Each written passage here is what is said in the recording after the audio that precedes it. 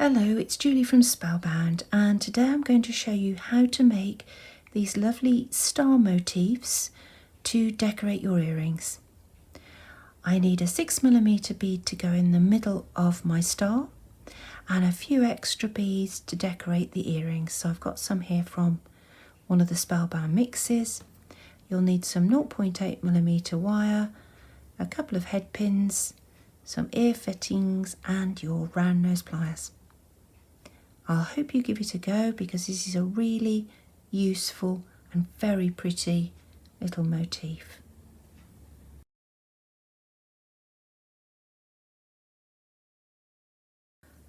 Last time I showed you how to make this rather attractive triangle just from some 0.8mm wire and a few folds. Now this is a great little motif to use on earrings and on tiaras, all sorts of wire work. But if we develop the triangle a little bit, we can turn it into a star. And that's what I'd like to show you how to do now. Now I've got my centre bead for my star. The star always builds best around a bead, and it always builds best around a 6mm bead. Now it doesn't matter whether this is faceted, it's made of crystal, or it's smooth like this pearl, but a 6mm bead seems to work the best. Now I've got my 0.8mm wire, the same as before, and again I've left it attached to the reel because I like to use as much wire as I need and then snip off, and that gives me no waste. However, if you want to make your star on a separate piece of wire, I would cut off 15 to 20 centimetres and see how much you've got left over, and then you'll know exactly how much to cut for next time. Right, as before, I've got my round nose pliers and I'm going to hold them coming up from the table so that I can look down on the tips of the pliers when I'm making my star. Now before, with the triangle, we started about 4mm in. This time I'm going to start about 6mm in. Hold the pliers still, thumb against the wire itself, and I'm going to push the wire away from myself to make an angle of about 60 degrees. And that's the angle that supports the bead. Push the bead on. It's really important that the end of the wire doesn't come out of the bead there. And it's also really important that the bead pushes up right to the corner. It won't go all the way because this side of the wire is preventing it, but push it in as hard as you can. Right, now same as the triangle, we're going to put our pliers on the straight edge of the wire and come down until we just touch the bead. Now don't force it because the bead will pop off.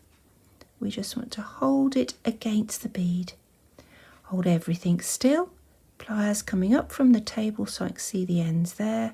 I'm going to fold the wire again. I fold, keeping that side of the wire straight until I just touch back on the bead.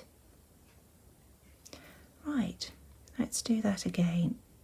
Pliers right against the bead and fold until we just touch the bead. As you can see, we're starting to make a frame around our centre. We now need to think about making a star.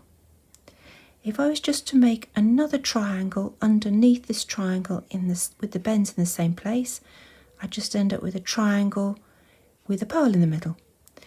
To make the star, I need to make the points of the next triangle come to this position here, this position here, and this position here. So I need to think about plier position. My next plier position is set, it's against the bead again. So I'm going to hold my pliers vertical so I can see the ends. I'm going to push the wire away from me. I'm going to tuck underneath that corner there. And I'm going to stop when I'm emerging just shy of halfway along that straight side. That gives me my new position, and you can see I'm going to make a point here halfway along that straight line. Let's do it again. Push away, tuck underneath this existing corner until I'm just shy of halfway along this straight side. Pliers in against the wire again, and this time we're aiming for over here. So underneath the previous layer, so I've tucked underneath there and I'm just shy of halfway.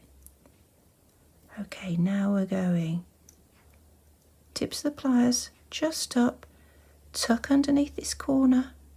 There we go.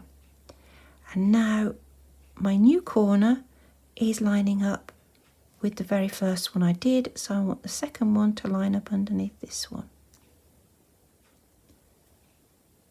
And we're off.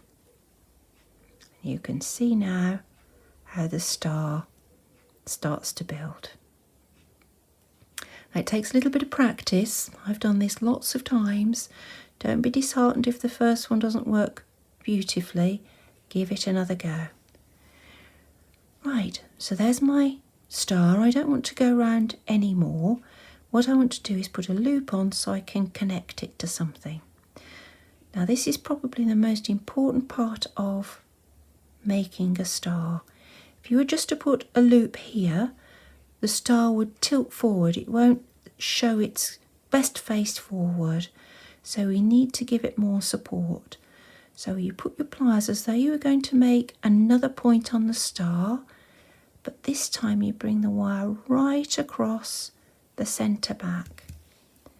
If I show you on the back, you can see the wires come right across the centre back. This will protect the bead and it will also make the star more secure. I'm going to snip off now to about 10 millimeters, and I need to make my loop. Again, if I make my loop that way in the same plane as all the bends on the star, it's going to be front heavy, so it's going to tip forwards like that. When it's worn, it'll tip forwards. So I need to bring the loop forwards to centralise the centre of gravity above the bead. So pliers right at the top and roll forwards. And there's my loop rolled forwards over the top of the star. Right, now I can make another star and link on to there and make a chain, or I can make a little earring. I'm going to copy this little design here. So I have already got my head pin prepared for the bottom. So it's just a head pin with a seed bead, a metal bead and a little faceted washer. Find the side of the loop that's going to open, pliers at right angles, twist open, and I want this loop opposite where my hanging loop is. And if I turn over, you can see it's actually hooked onto the last bend I made. So that's the bend that's coming across the back of the star. Now I need a short piece of 0.8 millimeter wire, and I pre-cut when I made this earring. I pre-cut a piece of wire that was exactly the same length as the one I used there. So I need to make a loop on the end. Hook it onto my new star. And then I need the same beads again.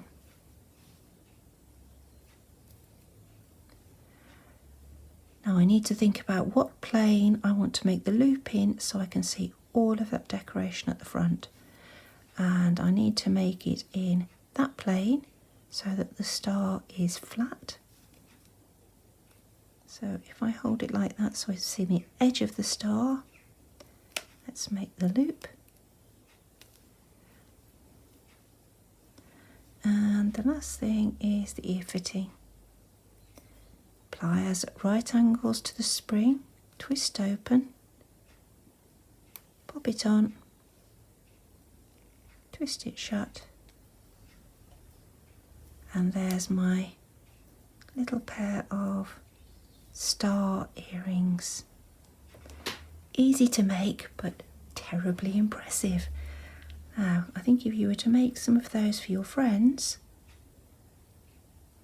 they'd think you were very clever. Now, ideally, this star would match this star. It takes a little bit of practice to get absolutely right. I would say you'll need to do 3 or 4 stars before you start to get into the rhythm. Don't be disheartened. Give it a go. It's a fantastic motif that you'll use again and again. Thank you very much for watching, and happy earring making.